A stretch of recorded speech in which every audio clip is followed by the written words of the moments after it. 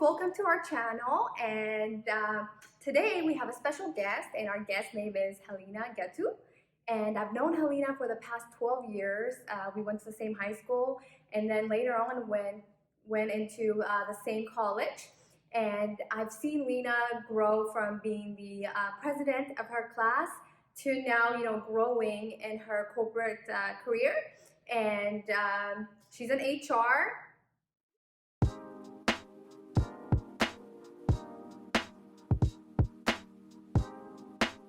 So everyone, please help me welcome Lina to our channel. Hi, Lina. Hey, Lina. Thanks for being here. Thank you for having me. I'm really happy to be here. I love your channel. I love this channel. I love that you guys are creating a forum for women to share, collaborate, share advice. I think this is amazing, and I'm really happy to be part of the channel. Thank you. We're excited We're to happy have to have you. you too. Yeah. And thank you for taking time out of your busy schedule to be here with us today. We really appreciate you. And also for having patience with our technical difficulties today. Oh, that yeah. lasted quite For a bit a of while. time. Yeah. And we'll work on that, promise, for the future. No, it's okay. It happens. I get it, guys. I think we're making it work. So perseverance, and that's all that matters. If you can, share a little bit about your background. What do you do at the current moment, and what you have done, and what drove you to become the person that you are now, and how did you grow in your career? Yeah. So I am originally from Ethiopia. My family came to the U.S. when I was 6 years old, and I actually ended up growing up in a single parent household. And from a young age, I was very driven to do well and to help my family, to be in a better place, to help others. And in college, actually, I started off as an accounting major. So I decided accounting was the best field for me because at the time, there was a very high demand for accountants, and it was what everybody was pushing me to, my counselors, my family, and I wanted to make as much money as possible in that field, and it was high demand. But as I took several accounting classes, I learned very quickly that was not the field for me. And I actually had a hall director at the hall that I was living in at the time bring up HR as a potential area to explore for my career. And I had never considered it before. I was like I didn't really understand what HR did. And as I dug in and learned about the field, I learned that it was a good fit for me because I naturally gravitate towards communication, facilitation, people, and it was a natural strength of mine. And so I ended up changing my major to HR, and I've been doing that for about the last 7 years. And it has really been an amazing journey. I've grown a lot, and I started in one place, and I ended up going and pivoting into something completely different. And it has been an amazing fit because it leverages my strengths and what I enjoy doing. So yeah, that's what I do now in my profession. So Have you been at the same job for 7 years? I've been changing jobs. So I've been at the same company for the last 7 years, which is amazing. But I have changed roles several times. I have supported different parts of the business in HR, so that has been great. But I'm at the same company, but moved around quite a bit. Yeah. So Lina, you did mention that you went from accounting, which that's what I do right now, I'm an accountant, but you switched from accounting to human resources because you enjoy working with people. And so what year in college did you actually make that decision to get into human resources? How far along were you into your 4 years of college before you decided? Yeah. It was actually my sophomore year. So I was very lucky to have had the hall director that I mentioned to you guys give me some insight into something that I had never considered and something that was a strength of mine. So it was actually my sophomore year. I had already completed 1 year of business school, but there was a lot of overlap, so it ended up working out well for me. Okay. At least you figured it out in your sophomore year, because that's when you're when you get to your junior year, that's when you're taking the the core classes. Exactly. Yeah, more of the advanced classes into the and major. stuff. Yeah, because a lot of people decide to change their major, like I did when I got to junior year, and I knew medical wasn't for me, so I went into business school instead. But I think same with me. I Yeah. actually spent like 3 years thinking I'm gonna go to pharmacy school and preparing for that. Yeah. So I felt like that was a waste of time for me, and I know there's a lot of people that are not really sure about what career to go into. Mm-hmm. So what advice would you give for people that are just starting off, in college? Yeah, I think that's a very good question. My advice would be to spend time reflecting and thinking through what you personally enjoy doing, taking time to identify your passions and the things that bring you joy, and looking at also your hobbies, the things that you do on the side that bring you happiness, and really exploring those things. I think a lot of times when we're in college or we're thinking about in high school what we want to do in college, we listen to a lot of outside influences. Especially our families, and also I remember like I had friends, they wanted to become a pharmacist because of the money, you know, but they ended up not being a pharmacist, you know. When you take the time for self-reflection and you take the time to really focus on the things that you're good at, I think the intersection of the things that you're good at that you enjoy doing, that's the sweet spot of what to focus on when you think about a major or a career. And I think a lot of times people don't spend that time reflecting. And I think there's a big focus on how do I make the most amount of money, A lot of people possible. do And that. I did that because, I also wanted to go into nursing school and all that, but I don't like blood either. I do not like blood, and I remember I changed my major just like that when I heard that this guy had passed away, and I just knew accounting was better for me, but like I went into it because of it was, more. You're not passionate about it, like. I wasn't passionate about it, but it was because it was for the money, and I knew that I could do that and be secure in my Secure in career, my yeah. job and my career. And always have a job. But you the know, thing stable is, job. it's never too late to make those changes. I don't want people to feel, because for me, I took so many prerequisites for nursing. I did all the science classes. I was literally getting ready to apply.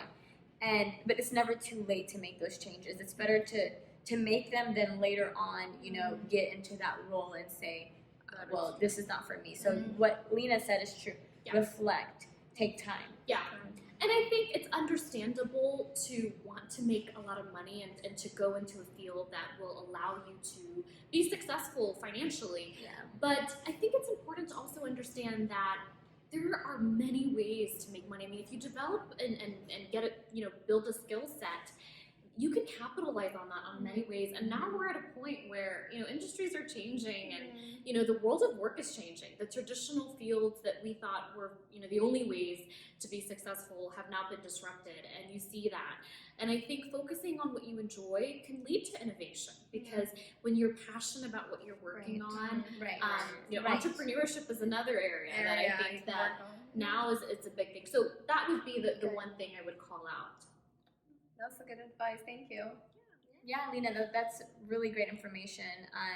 Now, in terms of HR-related questions, what advice do you have for people as ourselves who are in the working world that are looking to advance their career at some point in their life?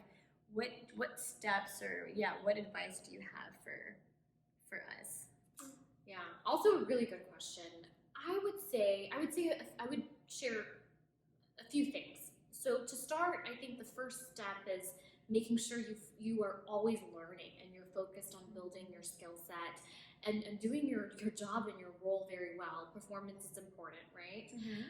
So I would start with that. Focus on being a continuous learner, because I talked a little bit about how the workplace is changing and innovation is a big part of every industry now. So really focusing on building your skill set, being really good at your job. I think that's the first thing. The second thing is networking and getting as much visibility as possible. Doing your role well and doing your job well is important. It's a big part of it. If you're not performing, it's not going to be possible to advance your career and to grow. But at the same time, visibility, networking is super important. Super. Yeah, it really And is. especially creating also as a recruiter, from a recruiter perspective, I would say a lot of people don't think that, having a LinkedIn could actually help you network with other professionals, around the world. Yeah. So having a LinkedIn is very important. You can even find a job there. You can network with other people. So I strongly believe like every professional should have a LinkedIn And if you account. don't have one, create one. Create now. one and let us know if you need help. I'm here. Yeah, she can. Yeah. No, I completely agree, and I would even add. So yes, having a LinkedIn, networking externally is important, but in your company, also investing time to get a sponsor, someone who's an advocate for you that knows your work, that knows your skills, that knows your capabilities, but also a mentor as well. A mentor. Yeah, and I consider those two roles as two different roles. A Mhm. sponsor is someone who's an advocate, who's a senior person, maybe within your line organization, and a mentor is someone who gives you advice, counsel, and can also support your development. So I think, the first thing I would say is really focus on building your skills, working hard. I mean, hard work is important as well. You have to put in the time and put in the hours and the investment. And then the other piece of it is make sure that people know about the work that you're doing and you're getting visibility and sponsorship and that you have mentors in your circle. And I have to say, I have been very, very lucky to have had two amazing mentors who have both been sponsors in my career, and they have advocated for me to get positions that I may have not been considered for if it wasn't for their support. And I think as women, we have to work harder in this space because I think men naturally do have sponsors in their circle. So it has had a big impact in my career, and I don't know if we talk as often about this as we should, and I think it can have a tremendous impact.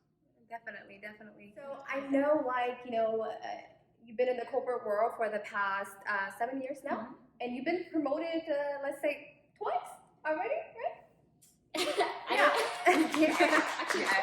Actually, what, 3 times? So it's been 4 times. Where was I? See, I can't keep up with her promotion. That's how bad it is, and I'm her close friend. Oh. You're her best friend. Yeah, it's been 4 times. But I don't want to brag. No, I just wanted to bring that up so it can be a lesson learned for other people, that's watching this. So yeah. Awesome. Well, congrats. I was gonna ask, what are some advices that you have for young females entering in like leadership positions? Yeah, that's a good question.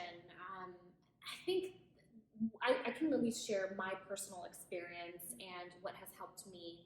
So when I actually stepped into my current role, it was a big promotion for me, and it was a role where I was working alongside very senior leaders.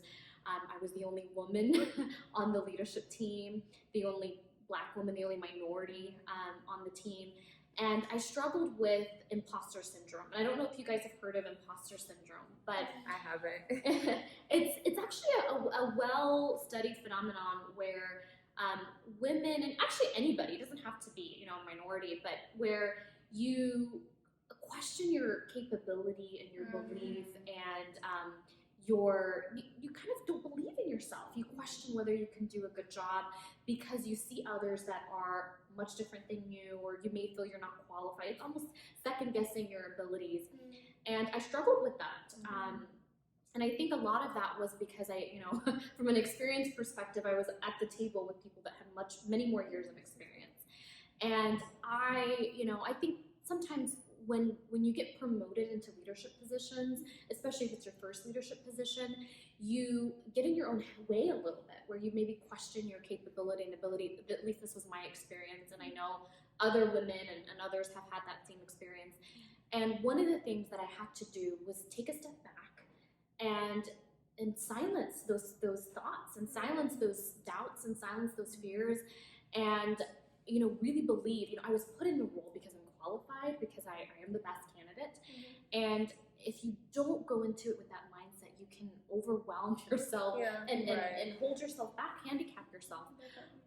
So that would be something that I would encourage everybody to do, is to really banish those imposter syndrome feelings. And there's a lot of really good books out there that we could maybe share in the bio, in the actual video That would be that we can great. share with you guys in that space.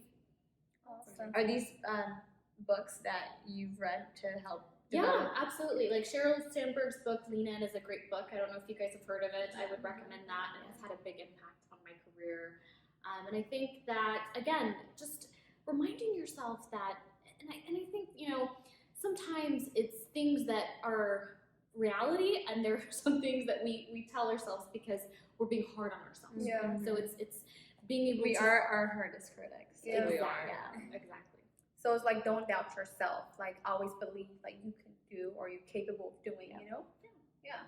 That's a And good one thing, even from in my career, that I still to this day I do is sometimes I feel like I should know the answer to something. Like I should know this. Why don't I know it yet? But never ever be afraid to ask questions. I think a lot of times what holds people back, either at work or even in school, maybe is they're afraid to ask a dumb question. There's no such thing as dumb There's no question. such thing as a Yeah. dumb question, and it's like that is the only way, though, sometimes to learn and to grow. Sometimes you have to ask that question more than once, and that's something I'm big on is ask questions if you have it. Okay, so just to wrap it up and touch on one last question about this particular topic is, what is the importance of someone interviewing a company as much as a company interviewing them? And Yeah. this is in terms of growth. It's a really good question. I completely think that it is super important that when you are, interviewing for a job, you're interviewing the company, that you're interviewing the hiring managers just as much as they're interviewing you. Because think about it, you spend a lot of time at work. I mean, that is where we spend a lot of our time. And so it's important that you identify the things that are important to you, whether it's empowerment, where you have a lot of independence in your role, and you have the autonomy to drive things, whether it is flexibility in terms of work-life balance, working from home, whatever it is, identifying the things that are important to you in your job, the core things that you have to have, and going into the interviews also looking and identifying and prioritizing those things before you make a decision around the company that you want to work for is super important. And I think sometimes we're in a hurry, or we get very excited about different opportunities, or we get excited about the amount of money that a job brings, and we don't do our homework, and we don't interview the company or the hiring manager as much as we should. And the one final thing I will say is your manager is a key steward in your career.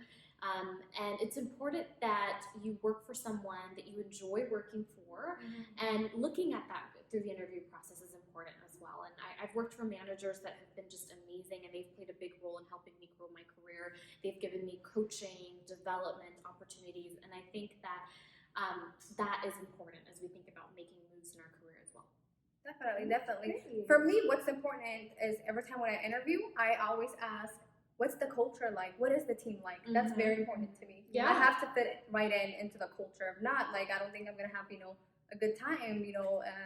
Working. Going And to you work could be diving into a toxic work environment, Yeah. which is not going to help facilitate in your growth and learning. I think like by society we're used to just dealing with a bad manager or something of that environment instead of thinking, okay, this is not okay, and trying to go somewhere, or like you said, really interview the company and the managers that you're going to be working for. It's not okay to just deal with it. Yeah, definitely. That's a good point. Yeah. That was great knowledge. Very, very, very Yes.